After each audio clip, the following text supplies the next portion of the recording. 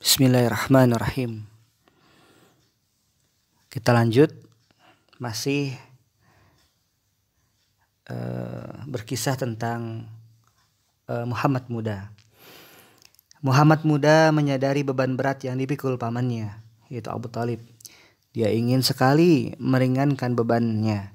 Setelah usianya mencapai 12 tahun, Rasulullah SAW melakukan pekerjaan yang pekerjaan ini adalah mengembalakan kambing milik penduduk Mekah dengan imbalan beberapa qirat. Dalam sebuah riwayat, Nabi SAW bersabda, Nabi Musa alaihissalam diutus dan dia adalah pengembala kambing. Nabi Daud alaihissalam diutus dan dia adalah pengembala kambing. Dan aku diutus oleh Allah juga pengembala kambing keluargaku di Ajiyad. Hadis riwayat Imam Ahmad nomor 96. Dalam hadis yang diriwayatkan oleh Imam Bukhari nomor 2262, Rasulullah SAW juga pernah bersabda, tidak seorang pun nabi yang diutus yang tidak pernah mengembalakan kambing.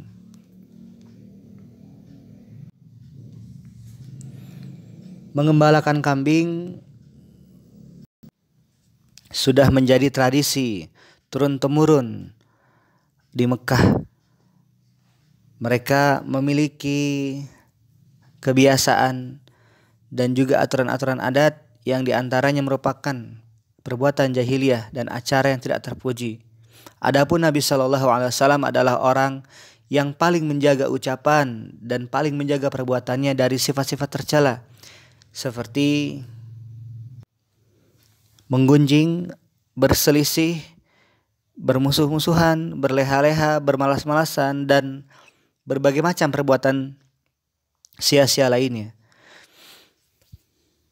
Begitulah masa muda Rasulullah Muhammad SAW yang jauh dari kebiasaan orang-orang Mekah yang gemar berbuat lalai dan hura-hura. Allah Subhanahu wa taala menjaganya dari sifat-sifat tercela. Beliau tidak pernah meminum minuman keras, khamar. Beliau tidak pernah bermain judi atau hal-hal buruk lainnya. Allah Subhanahu wa taala memeliharanya dengan kesempurnaan akhlak dan menjaganya dengan ketinggian budi pekerti di setiap fase kehidupannya. Karakternya adalah tekun dan rendah hati, berwibawa dan juga tidak boros, sederhana. Ciri khas Muhammad muda selalu tersenyum, berlapang dada, berbudi bahasa, dan memiliki rasa malu yang tinggi. Beliau juga dikenal sangat zuhud terhadap dunia dan segala isinya. Malah beliau merasa nikmat dengan sulitnya kondisi dan kerasnya hidup. Muhammad muda merasa tenang dan tentram saat jauh dari kesenangan materi dan perselisihan dunia. Muhammad muda telah mengenal makna kehilangan dan kesedihan di hatinya di saat beliau masih kecil, saat berturut-turut menjadi yatim, ditinggal mati orang-orang yang sangat disayanginya. Muhammad muda telah menghadapi segala hantaman dan pukulan batin. Lantas dalam hidup ini apakah yang dapat membuat hatinya senang? Muhammad muda tidak mendapati kenikmatan dalam hidup kecuali dengan ketenangan jiwa. Ikhwan wa akhwat fillah rahimakumullah. Kondisi sosial kota Mekah saat itu dipenuhi dengan berbagai macam kejahiliahan, kebodohan, kerusakan moral. Dan saat itu masih dikenal dengan sistem kasta sosial yang sangat menentukan nasib seorang. Ada golongan tuan-tuan dan para tokoh pembesar, lalu sisanya golongan budak dan orang-orang lemah. Hal ini bukan hanya terjadi di Mekah, namun hampir merata di seluruh dunia. Ikhwan wa akhwat fillah rahimakumullah. Keimanan mereka kepada Allah Subhanahu wa taala menyimpang, tak tentu arah. Mereka meyakini adanya Allah Subhanahu wa taala yang Maha Kuasa menciptakan suatu, memberi rezeki, namun mereka juga meyakini adanya Tuhan-Tuhan lain yang diberikan kekuasaan oleh Allah Subhanahu wa taala dengan kemampuan seperti menyembuhkan orang sakit, menyuburkan tanah, mendatangkan angin, dan lain sebagainya. Bangsa Arab menjadikan Tuhan-Tuhan ini sebagai perantara kepada Tuhan yang Maha Esa dan meminta pertolongan pada mereka, yang disebut juga dengan menyekutukan Allah Subhanahu wa taala. Orang-orang Arab pada masa itu tidak mengingkari keberadaan Allah Subhanahu wa taala, namun mereka menyekutukannya dengan Tuhan lain yang tidak memiliki kekuatan apapun. Mereka juga memberikan persembahan kepada patung-patung berhala-berhala, bahkan meminta petunjuk dalam urusan kehidupan mereka, seperti mengundi nasib dengan anak panah atau menentukan pilihan dengan menyembah patung dan berhala. Mereka meyakini bahwa Tuhan telah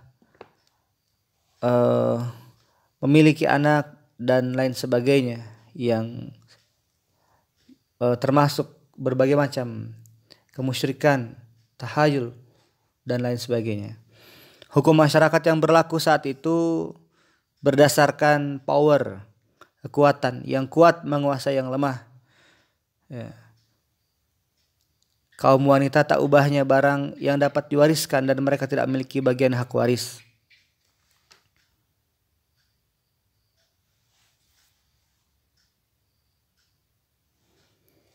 Masyarakat jahiliyah adalah bentuk nyata dari kesemena-menaan, kezaliman, kehinaan, dan kerendahan moral. Pada masa itu praktik riba, minum-minuman keras, perjudian, mabuk-mabukan, pesta pora, dan hura-hura adalah hal yang umum dan lumrah dalam kehidupan bangsa Arab jahiliyah saat itu. Mereka saling berbangga dengan garis keturunan dan kebangsawanan mereka. Segala yang menarik perhatian mereka hanyalah materi dunia semata. Mereka juga meyakini bahwa kematian adalah akhir dari kehidupan, dan mereka tidak percaya dengan adanya hari kiamat atau hari perhitungan. Allah Subhanahu wa taala berfirman dalam surat Al-Jathiyah ayat 24, yang artinya kehidupan ini tak lain hanyalah kehidupan di dunia saja. Kita mati dan kita hidup, dan tidak ada yang akan membinasakan kita selain masa. Mereka juga berkata, orang-orang Arab jahiliyah ini sebelum Islam datang, mereka mengatakan kehidupan ini hanyalah dilahirkan dari rahim dan ditelan dalam kubur. Di tengah keadaan yang demikian parah seperti itu, terdapat segelintir orang yang berusaha mencari cahaya, petunjuk hidayah. Mereka mencoba kembali menelusuri peninggalan agama Nabi Ibrahim alaihissalam dan Ismail alaihissalam, yang akan menuntun mereka pada jalan yang lurus.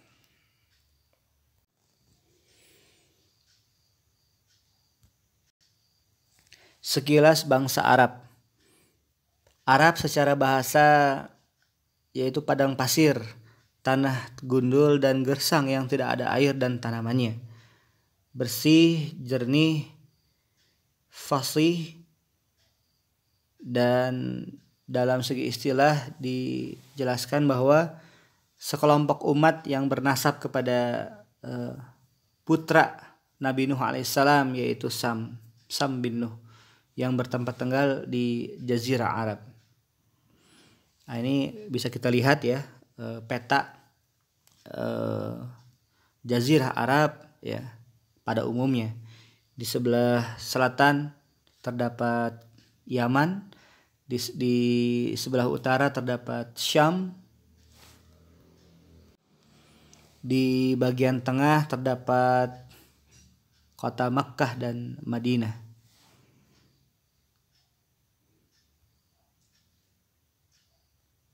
Nah, ini adalah peta perjalanan hijrahnya Nabi Ibrahim alaihissalam.